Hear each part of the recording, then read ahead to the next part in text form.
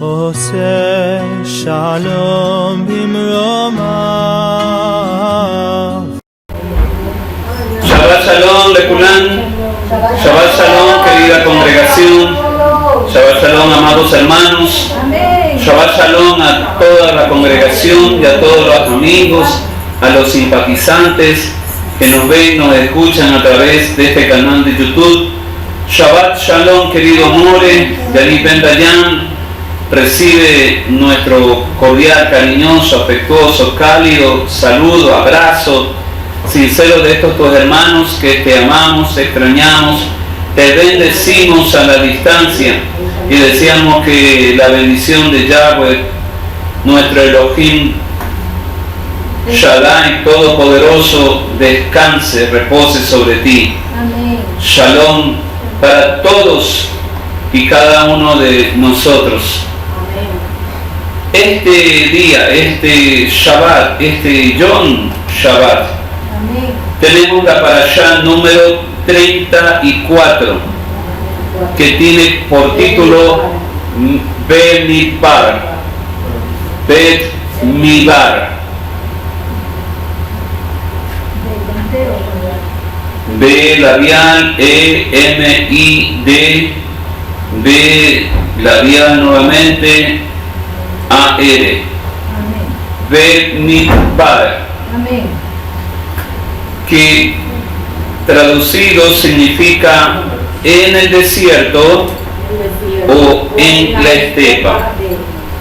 Este es el título original, verdadero, de este libro, mal llamado o mal traducido por la Iglesia cristiana occidental como el libro de Números, dado que su inicio, libro de Números, dado que sus primeros capítulos hablan de datos genealógicos, datos de las tribus, pero realmente el título o el enfoque o el tema es en el desierto o en la estepa.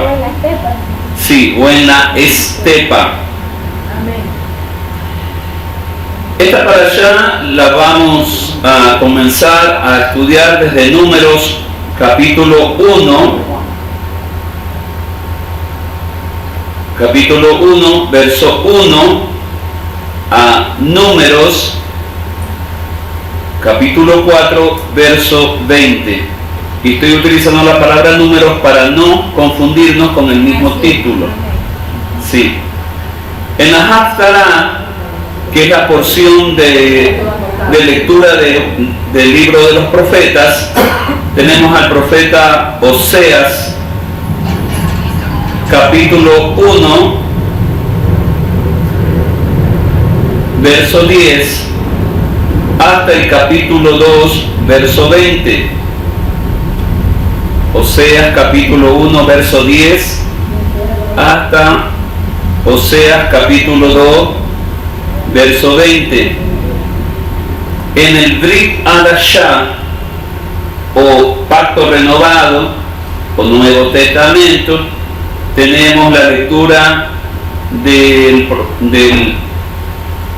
apóstol Pedro, capítulo 2, verso 1 al 10, o en hebreo, Seder Kefa Aleph.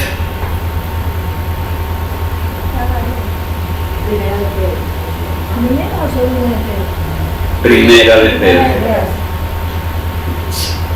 En Seder Kefa Aleph, capítulo 2, verso 1 al 10. Capítulo 2, verso del 1 al 10.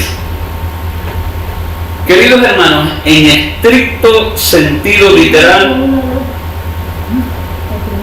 la palabra Midbar no significa ese lugar lleno, ese lugar seco, lleno de arena y con poca o ninguna vegetación. No. Cuando leemos, ¿verdad? Pensamos que desierto es desierto y que no hay vegetación, no hay agua, que no hay vida, que como no hay nada, solamente arena y más arena. No, queridos hermanos, no es así. Por eso la otra traducción es, sí, al contrario, realmente Midbar significa un lugar como una estepa.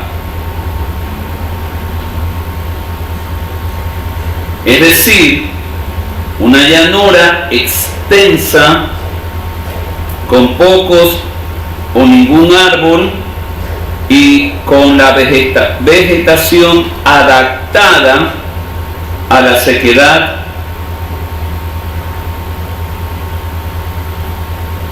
Midbar es un lugar inhabitado, con pocos árboles,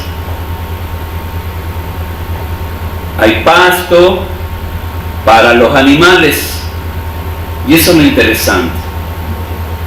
Debemos ahí rescatar, ¿no? Cuando decimos estepa, vemos que hay pastos para animales. Habrá pocos árboles, pero sí habrá pasto suficiente para los animales. De ahí, hermanos, que no hay pasaje en la Torá que relate que los animales de los israelitas hubiesen muerto en los 40 años largos que anduvieron en su peregrinar. Nosotros no vamos a leer, a lo menos yo no he encontrado ningún versículo que hayan dicho, y los animales, las manadas que sacaron los israelitas de Egipto, claro, eran miles, cientos de miles, numerosas, porque cada tribu, cada familia tenía su centena de ganado, vacuno, ovejas, chivos, cabras. Era su chequera. Sí, era su medio de producción y de consumo. Entonces, imaginemos. Claro. Entonces, miren, hermano, 40 años peregrinando en el desierto y nosotros no encontramos que ningún animal de los israelitas hubiese muerto por falta de alimentos o por falta de agua. Podemos decir que esta parashá ofrece tesoros para nuestra vida actual. En cierto sentido, nosotros estamos en una situación similar a los hijos de Israel. Así como ellos,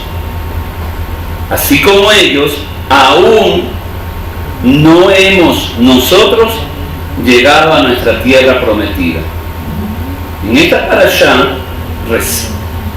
el pueblo de Israel está en el camino, está en el Midbar, ¿verdad? Y esa es la alegoría. También nosotros, así como ellos no han llegado en esta parashá a la tierra prometida, nosotros tampoco hemos llegado a nuestra tierra prometida. Y como decían antes el Roe, ¿cuál es nuestra tierra prometida? Lo dijo también Rosita.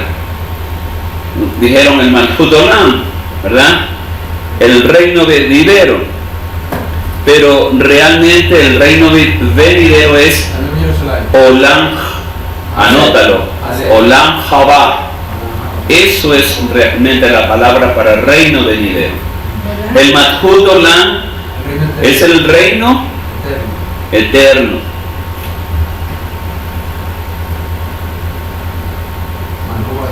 Y el Olam Haba, H-A-B-A, tilena A.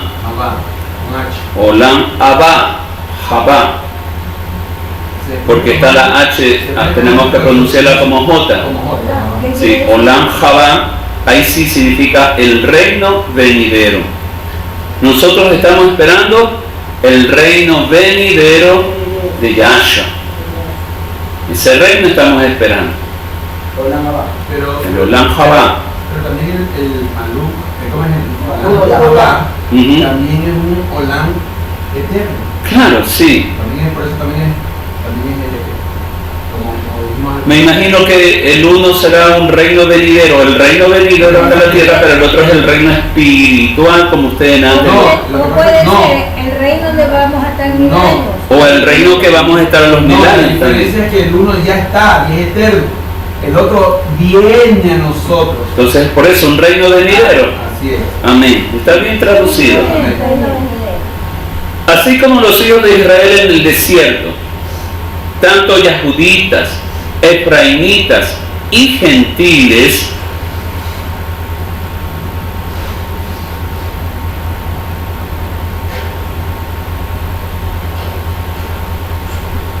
participamos de la gloria venidera, participamos de la divina providencia que nos exhorta y consuela a seguir adelante mientras nos protege Yahweh Elohim.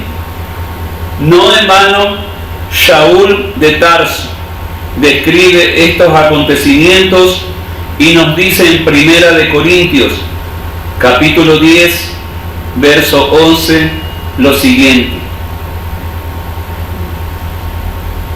Vas a decir, ¿quién es Shaul de Tarso? Aquel que los cristianos dicen Pablo de Tarso. Primera de Corintios, capítulo 10, verso 11. ¿Qué dice Shaul? Él dice, y estas cosas les acontecieron como ejemplo y están escritas para amonestarnos a nosotros, a quienes han alcanzado los fines de los siglos. En ese momento Shaul ya hablaba como profeta, porque estaba hablando, diciendo, lo mismo que le pasó a este pueblo en su tiempo, sus errores, sus equivocaciones, sus lecciones, sirven y servirán a nosotros para amonestarnos, ¿a quiénes? A los que vivimos en las postrimerías de los tiempos. Amén. El libro de Bamidbar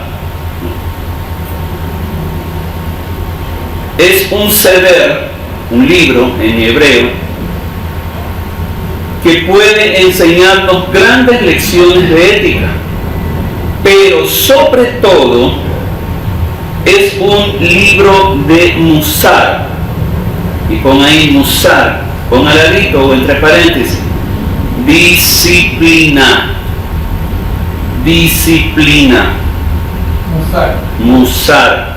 Así que, como nos gusta aprender hebreo, ¿verdad? Roberto, anota ya, anota. Musar. Es un libro de disciplina y orden. El orden de marcha de sus campamentos. El orden para reunirse. La disposición ordenada alrededor del Mishkan. Todo orden, todo disposición. ¿Por qué? ¿Por qué, hermana Marisol? ¿Usted no se ha preguntado eso? A veces leemos, pero no entendemos porque leemos solamente con los ojos, pero no leemos con el entendimiento, con el Ruach. Porque Yahweh Sebaot, que significa Yahweh de los ejércitos, es un rey de orden. Y anótelo, es un rey de orden. Yahweh es un supremo jefe militar. Y anótalo, porque a veces nosotros vemos, entendemos de lo que nos ha enseñado, que, voy a utilizar la palabra, Dios es un espíritu.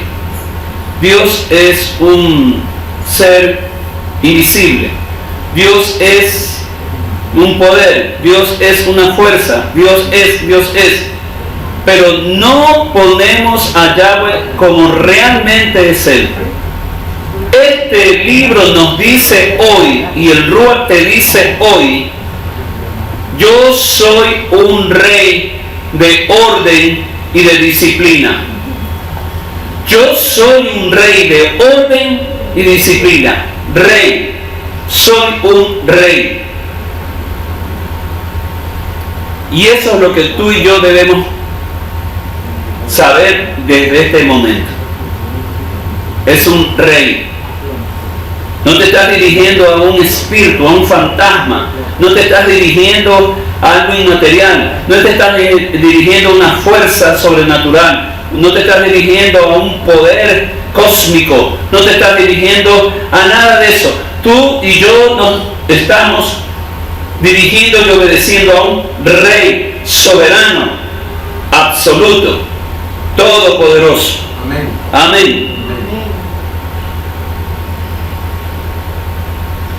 De modo externo, o como se dice, de boca para afuera, nosotros, la humanidad, aplaudimos y admiramos a los reyes, aplaudimos y admiramos las reglas y los mandamientos minuciosamente elaborados y con un orden milimétrico por parte de Yahweh.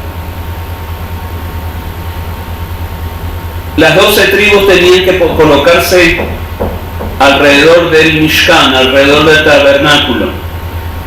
La primera tribu orientada hacia un lado. La primera tribu es la tribu de Judá, más llamada Yahudá, y esa era la primera tribu. Y hay el resto de tribus orientadas a los 4 puntos cardinales. Todas esas tribus rodeaban al Mishkan, al tabernáculo, en ese orden, un orden detallado, un orden milimétrico, un orden exacto. Amén. Todo el mismo Mishkan, pieles, cobertura, basas, todo, orden, orden, orden.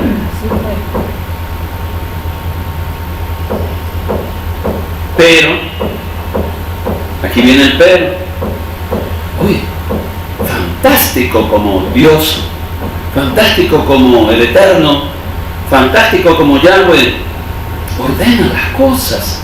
Le dice a Moisés, haz esto, haz aquello, quiero así, quiero esta menorá de esta manera, quiero el arca de la alianza de esta manera. Toda orden detallada, milimétricamente, con precisión, todo medido, todo podemos ver desde el mismo al arca de la alianza, el Mishkan, todo medición, el templo, medición, todo es medición, porque esa medición encierra el orden de Yahweh, la perfección. Pero poníamos un pero como énfasis, pero difícilmente obedecido, puesto que nuestra naturaleza caída no quiere someterse a semejante grado de disciplina. Es nuestra naturaleza caída, nuestra naturaleza pecaminosa, nuestra naturaleza que está en pecado, que ya está en desarmonía, está desacoplada de lo espiritual, está alejada de lo espiritual, ya no tiene la relación con Yahweh, ya no tiene la relación con nuestro Creador.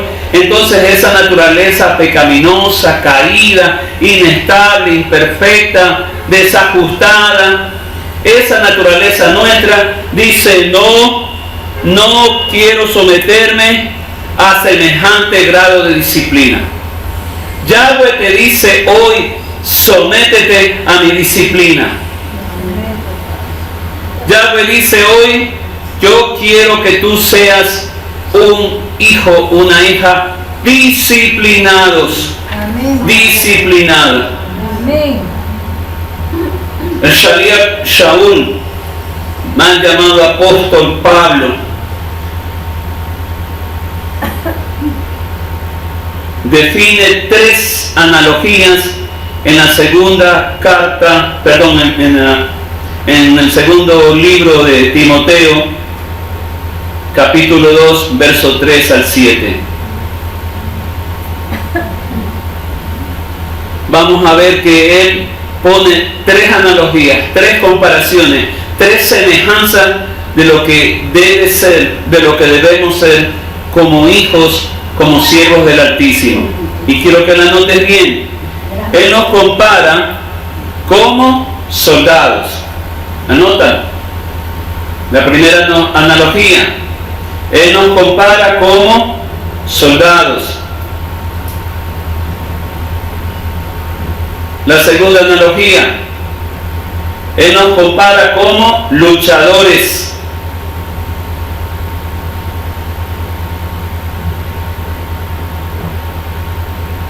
La tercera analogía. Él nos compara como labradores.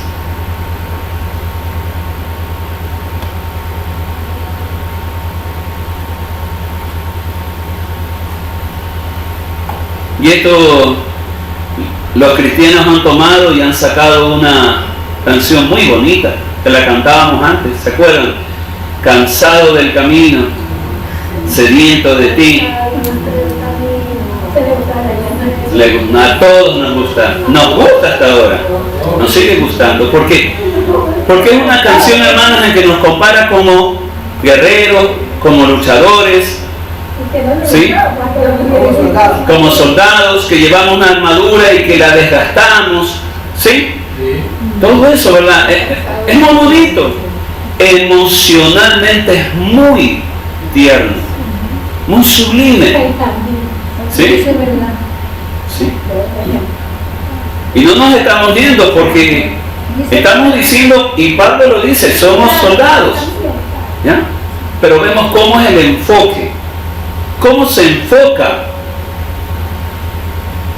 la Torá y cómo se enfoca el cristianismo. El cristianismo lo enfoca como algo emocional, como algo romántico, ¿sí? Pero la Torá, y Pablo aquí fue muy enfático, él se refiere a nuestra, y escríbela con mayúscula, disciplina. Vuelvo a hacer énfasis, disciplina.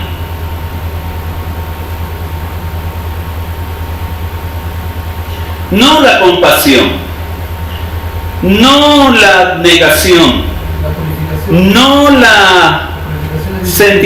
el sentimentalismo que los cristianos expresan en esta alabanza. No. La purificación es disciplina, no es aquello.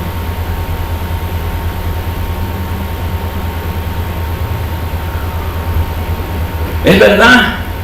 Y aquí podemos sí unir, sí conectar que esta canción y estas palabras de Pablo nos conectan con el tema de esta parashá, que es el desierto y la lucha por sobrevivir. Ciertamente el enfoque humano cree esto, pero el pensamiento de Yahweh, el plan de Yahweh, el enfoque de Yahweh es llevarnos al desierto para que aprendamos a ser disciplinados en nuestra economía, disciplinados en nuestra alimentación, disciplinados en nuestras acciones, disciplinados en toda nuestra manera de vivir. Tenemos que tener la resolución del soldado, porque estamos hablando de que somos soldados, ¿verdad? Amén. Amén. Ahora yo te pregunto, Robertito, ¿qué crees tú que es la resolución del soldado? Y Robert, y a toda la Keilah, ¿qué creen ustedes que es la resolución del soldado? Dar mi vida por la patria. Bueno, ahí está, correcto, una idea, dar mi vida por la patria. Esa es una de las resoluciones del soldado. Bien. Obedecer siempre a su superior. Obedecer siempre a sus superiores, correcto. Robertito. Entregar todo su contingente al servicio de la patria. Correcto. Hermana Datia. ¿qué cree usted que sería la resolución del soldado? Entregar todo de sí, toda su fuerza, Correcto. sus valores, todo. Amén. Caleb, ¿qué crees tú que sería la resolución del soldado?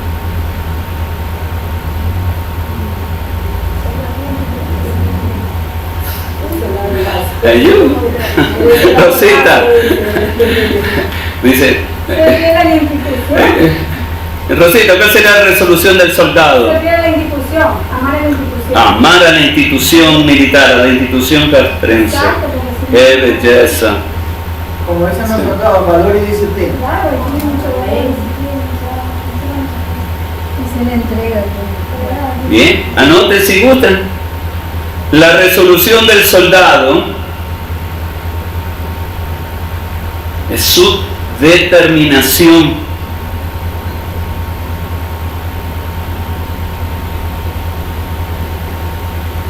su compromiso para cumplir sus deberes y responsabilidades, como ustedes muy bien dijeron, que incluyen, como bien dijo el Roy, incluyen la obediencia a las leyes y reglamentos militares,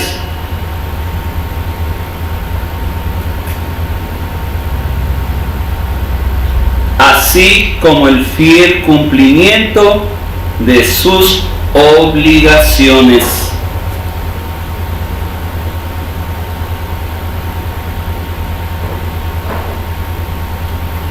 Esta resolución también implica un alto sentido del honor, de la justicia y de la moralidad.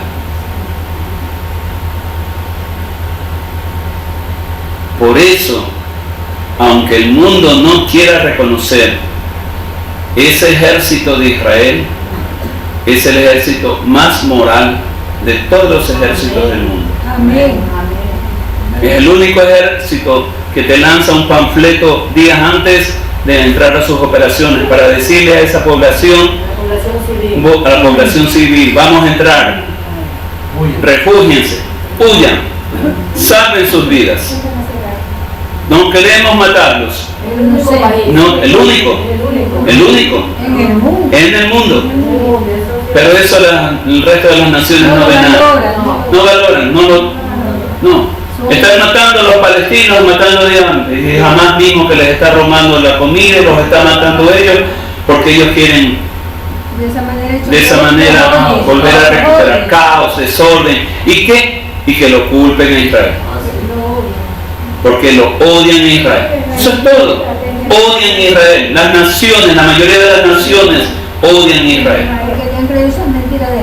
¿Por qué? Porque Israel es el pueblo de Elohim. Aleluya. Es un ejército, son soldados que tienen estas cualidades, estas virtudes. Amén. Sufrir por el avance del reino del Eterno, luchar para ganar la batalla y labrar el campo para que el Eterno pueda hacer avanzar su programa de redención a todos nosotros. Ese es el plan y esa es nuestra misión. Si somos soldados de un gran rey, es increíble ver cómo nuestra obediencia o sumisión a ese rey es tan inconsistente, tan cambiante y muchas veces tan débil. Muchas personas dicen, el Eterno es el rey de mi vida. Otros dirán, Yahshua es el rey Mesías. Pero en un sentido muy sentimental o muy romántico, con poca voluntad de obedecer, con poca voluntad de obedecer. Así como no hay opción para no obedecer a un rey mortal, tampoco debería de haberla para obedecer al Rey de Reyes y Señor de Señores. ¿Recuerdan que hace muchos años vino el rey de España y hubo una reunión y estuvo en esa reunión, en esa mesa, sentado Hugo Chávez? Y Hugo Chávez hablaba y hablaba y hablaba hasta que el rey de España: ¿hasta cuándo hablas?, le dijo. ¡Cállate! Y Hugo Chávez se calló y no dijo ni una sola palabra más. Usted es el hombre más buscado, con 50 millones de ladrones. Hugo Chávez, el anterior a Maduro, el que inició el socialismo en Venezuela y el que maldijo a Israel, para ser más exactos aún. Y este rey, el rey de España, lo cayó. ¿Y por qué lo cayó? Porque era rey.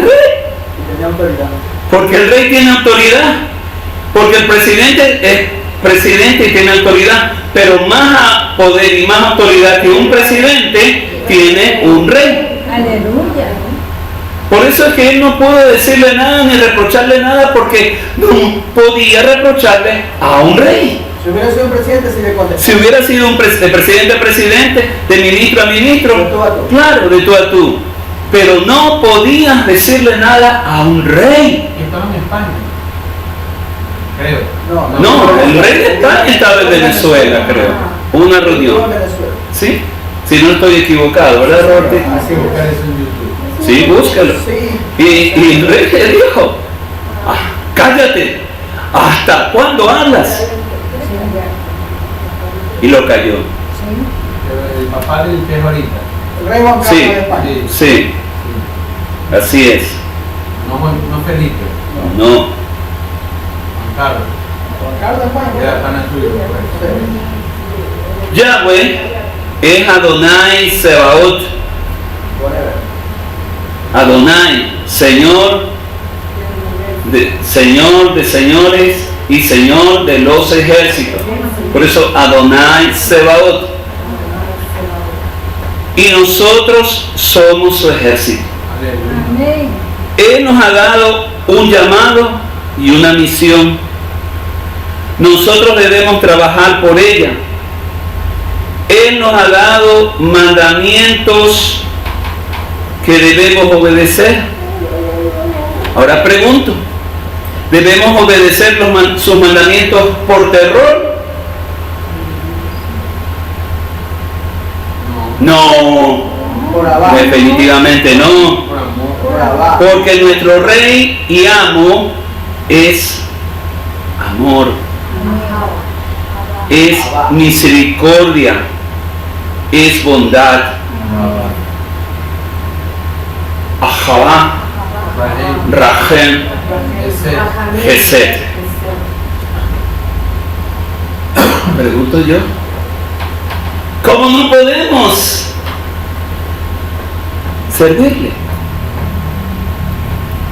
Si tú tienes un rey que es amoroso contigo, un rey que es compasivo contigo, un rey que te llena de su gracia, que te da gracia, que extiende siempre su báculo, su cetro de mando, para que tú lo toques y no mueras al momento de dirigirte a él, y que te perdone inmediatamente, tú no lo vas a hacer.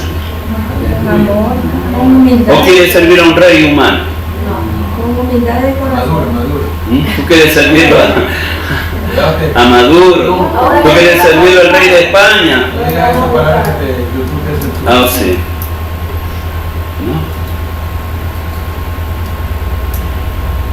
¿No? La disciplina, queridos hermanos, y reitero, porque este es el tema principal de esta parashá. Y ese es el tema que te está diciendo Yahweh hoy. Te falta disciplina. Nos falta disciplina. Amén. La disciplina es algo que nuestra inmadurez para ti, Jeremías, para ti, Caleb. Y repito, la disciplina es algo que nuestra inmadurez rechaza, pero es algo muy necesario de aprender, tal como está escrito en Proverbios 13:1. ¿Qué es lo que quiero decir? Que solo el inmaduro, no solamente el ignorante, aquí nos está diciendo, porque Proverbios, el libro de la sabiduría, nos dice que el inmaduro es el que rechaza la disciplina. Dice Proverbios 13:1, el hijo sabio acepta la disciplina de su padre,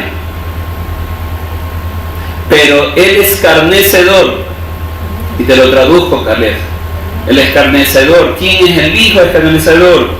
Es el hijo que se burla, el que hace mofas, el que insulta, el que ridiculiza a su padre, el rebelde, el desobediente. Ese hijo no escucha la reprensión.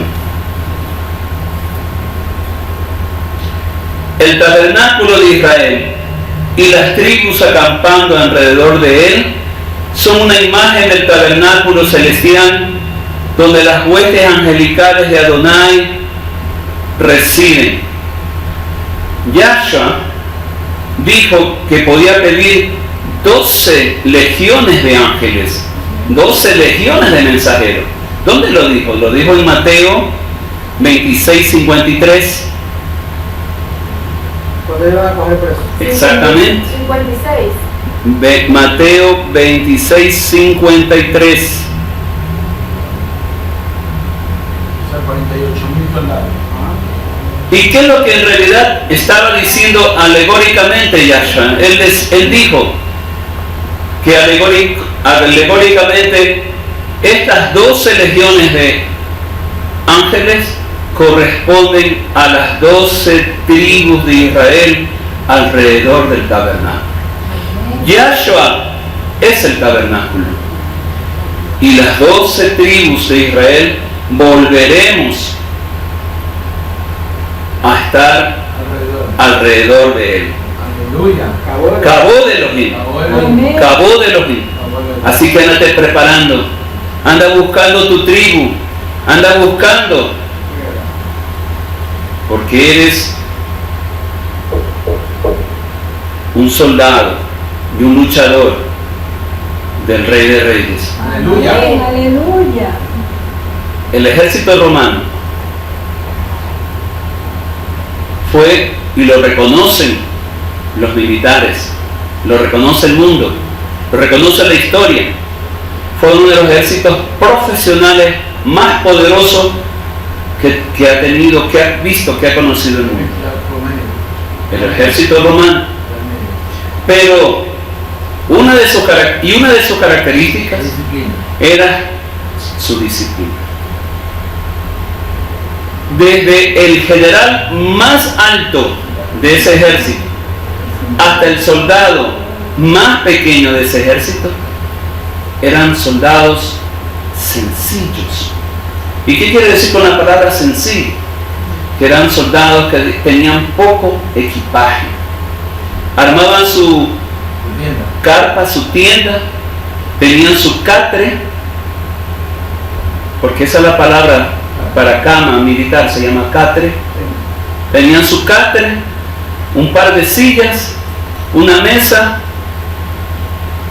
y un baúl para guardar sus armas. Era todo, y su ropa, era todo lo que tenían. ¿Y por qué eran livianos, por así decirlo? ¿Por qué andaban con tan pocas cosas? Porque ser livianos les daba ser ligeros, ser prestos, ser rápidos. Mientras ese ejército avanzaba con toda la rapidez que podían, sin el peso, sin la carga adicional, porque si llevaban el peso propio de su armamento, de su armadura, de su, quizás no sé si llevaban mochilas, no lo sé, pero había atrás otro pequeño ejército que transportaba todas estas cosas, y ellos tenían que llegar, cuando llegaba ese ejército, llegar atrás de ellos y ayudarles a armar campamento. De esa manera ellos llegaban más rápido que el enemigo y podían sorprender al enemigo.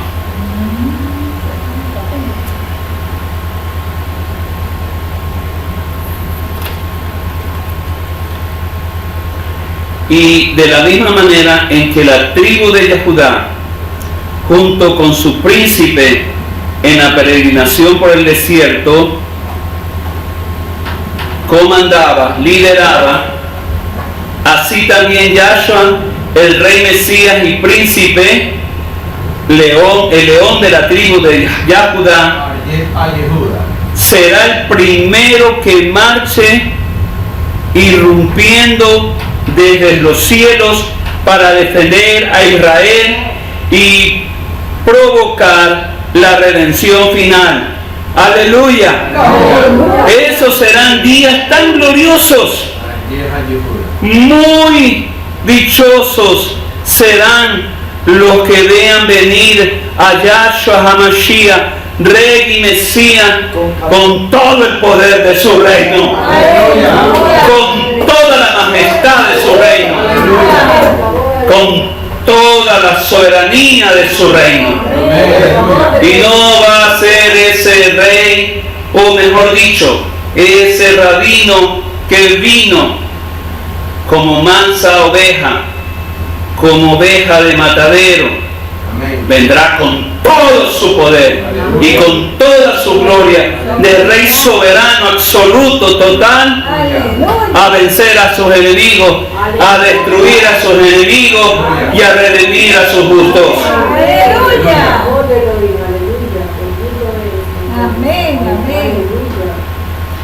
Mientras eso llega, queridos hermanos, hemos sido dejados con una misión por nuestro Maestro. Judíos y gentiles debemos trabajar arduamente por la restauración de todas las cosas, la proclamación de las buenas nuevas, de las Besorá, de lo que llaman el Evangelio de redención y la reparación del mundo. Somos el ejército espiritual de Yahweh y Él tiene grandes expectativas de nosotros. Que Yahweh nos conceda su fuerza para ser dignos soldados de su ejército. Shabbat Shalom de Judá.